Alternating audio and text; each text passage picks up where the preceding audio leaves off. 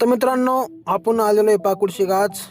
तुम्ही मागची बिल्डिंग वगैरे बघून खबर आपण नेमकं कुडशिक आलेलो आहे. तर मित्रांनो, आपण आलेलो पाकुडशिक छत्रपती संभाजीनगरला. आपण सकाळी आलो होतो लवकर. चला आता पहिलं नाश्ता करून घेऊ.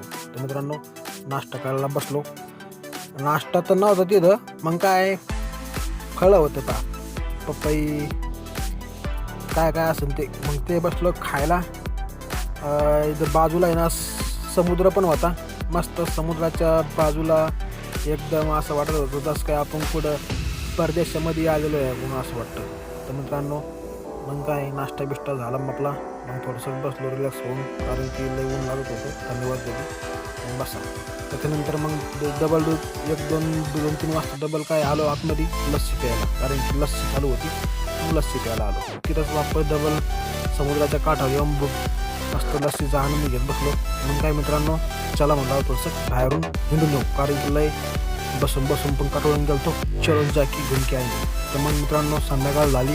दिवसभर इकडे हिंडून गाडीमध्ये बसून आराम करून थकलो होतो.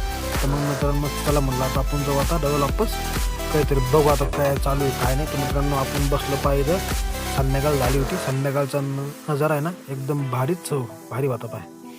तर मित्रांनो, काय म्हणतं मित्रांनो, मग थंडी तर अशी वाजत होती, पण काय करता आता बाजूला आहे ना स्विमिंग पूल असल्यामुळे अजूनच जादा थंडी वाजत होती.